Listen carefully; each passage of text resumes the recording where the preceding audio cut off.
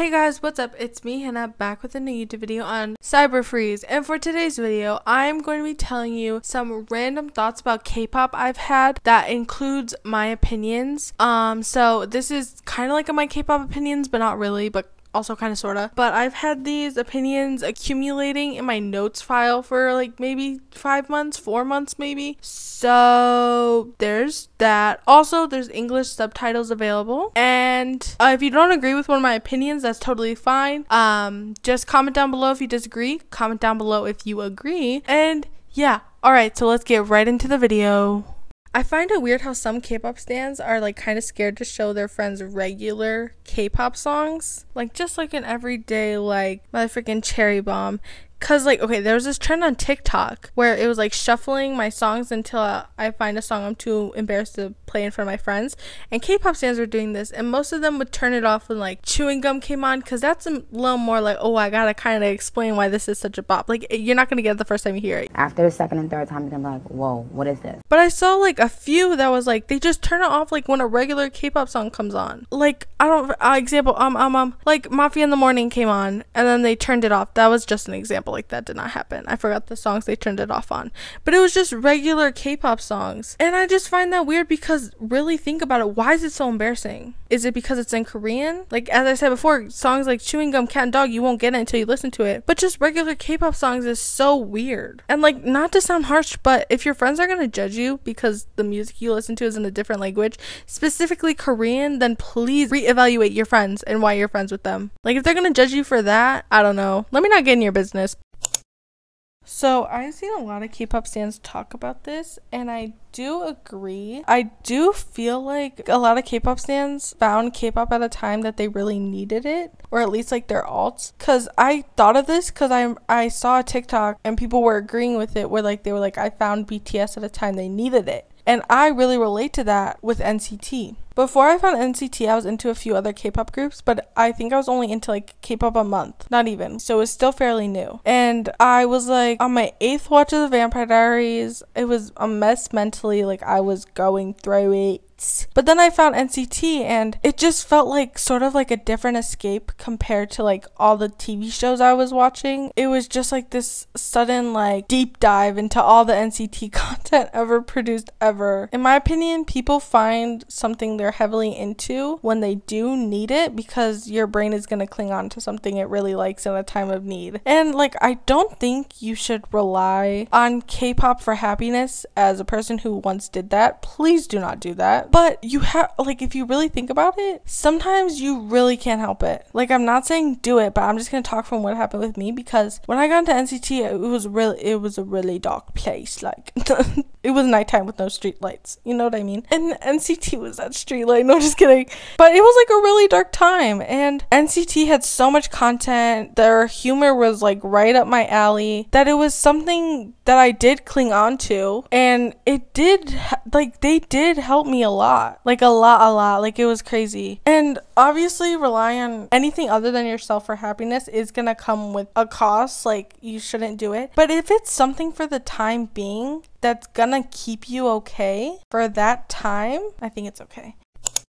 When I wrote this one in my notes file, there was this trend on TikTok that was like, POV, you're a K-pop idol on V-Live. In most of these TikToks, they would make like funny like inside jokes and just kind of like made up scenarios that were funny. But a few very popular ones didn't sit right with me. Just before I start, this is not a call out to anyone who made these. I'm just stating how I feel about them. But basically, in the TikTok, they kind of just made fun of how K-pop idols are put on like very strict and sometimes unhealthy diets, and how like their managers call them fat. Like, POV, you're an idol on TikTok, and the person is pretending to be an idol, and the manager's off to the side like, oh, you need to lose this amount of weight right now, you are fat, you're ugly. Like, I don't know. That just doesn't sit right with me. In like how I see it, they're just basically making fun of how idols are mistreated, and kind of like from this mistreatment, these idols go through stuff mentally. They see themselves a certain way. They could develop unhealthy eating habits. Like, you see K-pop idols talk about diets all the time. And personally, I just don't see how TikToks like this are funny. Like, okay, imagine if someone made something like that about their friend. like someone they know, like POV, you're my friend, and then it's their parents being like, oh, you're so fat, you're so ugly, you need to lose this amount of weight right now. Like, people in the comment section be like, hey, this is a little effed up, like, this is not your situation, why are you talking about your friend like this? And I'm not saying these K-pop idols are your friends, but I'm saying, like, treat them with a little human decency. Like, there's still people going through situations like this, and it doesn't matter if they're gonna see the TikTok or not. Like, it's still effed up. This one is just a fact that I feel like some K-pop stans, including myself in the beginning, were too like scared to admit or whatever. But saying you have a bias is just like a nicer way of saying which member or members you like more. And I'm not saying like you don't love and support all the members, but it's just a fact that the bias is the person you like most. I think some K-pop stans have a hard time saying like, oh, this member's my favorite, like I did. Like, you know, they say, oh, my bias is, like, when like a local or whatever, your parents like, oh, who's your favorite member? At least personally, I'd be like, oh, my bias is, instead of being like, oh yeah, my favorite is. Does that make sense? I don't know, maybe it's just like, just saying, oh, I have a bias is easier than saying, oh, blank is my favorite member, but at the end of the day, it's your favorite member and it's the member you like more.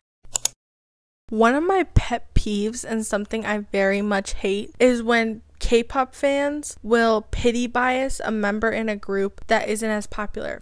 I'm gonna use Chaeyoung as an example because I saw something specifically that made me think of this. Just letting y'all know, I alt Chaeyoung and Yeji. That's why I'm using both their names in this example. But a fan will be like, oh my god, I bias Yeji, she's an amazing dancer and she's so funny, she's literally the best leader ever. And I also bias Chaeyoung. Like, no one biases her. Like, oh my god, no one biases her. Like, if that's your whole reason for biasing Chaeyoung or a member that's not as biased, is because, oh, a lot of people don't bias them, and you can't even say like, oh, she's such a good dancer. Like, please reevaluate why you're biasing them. Like, it's not charity biasing someone. It's not a big deal if you don't bias them. And it's not like Chaeyoung has no stans. It's not like she has 0 stans and she gets 0 likes on an Instagram post. Like, y'all, Chaeyoung stans, they are insane. As a Chaeyoung stan myself, as a person who alts her, like, she's my top alt, like, they're crazy. Like, she literally breathes and everybody's effing going insane. So don't even worry about it, y'all. And like, I'm not saying like don't show her love and support, but if your whole reason for biasing her is like, oh, no one biases you, I'll bias you, like, this isn't charity work. Like, come on, if you don't bias her, you don't bias her. And it's a little effed up. It's a little effed up low-key, I'm not gonna lie.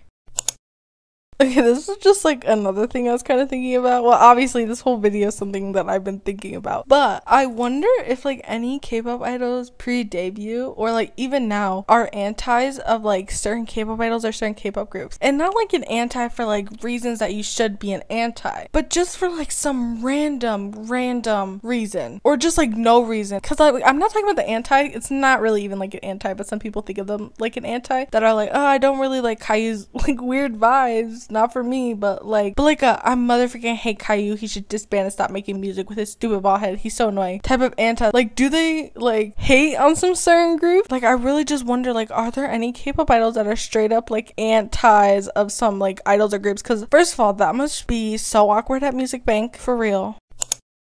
This is literally probably just a me thing, but I was thinking about it, and you know how like some K-pop groups and idols have really bad like sasaeng issues, whether that's like sasaengs following them, stalking them outside their dorms / houses, you know what sasaengs do. I was thinking, like, I wonder if it's hard for some of these K-pop idols to see like their regular fans that don't bother them in a like pretty light still, because with the pandemic and during the time when you couldn't do like fan calls or like couldn't even like do those fan signs, the in life ones and the virtual, like, I wonder if still they were able to see like all their fans as a whole as like, oh, my fans are so great, when you're just seeing sasaengs, like that's all you're seeing during that time. You know, like, this isn't to bash any idols who think this, because I feel like that is something that's inevitable when you're just faced with bad, like you can't really see the good. This is literally such a ramble, but I hope you understand what I'm saying. But like, here's an example. Like, everyday life is like kind of what I thought about, was like, if you see comments that are like just calling you ugly, like let's say to me like, Hannah, you're ugly, Hannah, you're ugly, Hannah, you're ugly, but then you have people who just like see your Instagram post like, oh, Hannah's pretty, but they don't say anything, like then you just think, oh my god, everybody thinks I'm ugly. So I feel like, is it kind kind of like that, where they just see sasaengs and then they don't see like regular everyday fans that are being nice to them, so they're just like, dang, like this is really hard, all I got is sasaengs around me. You know what I mean? Anyways, I was just curious about that.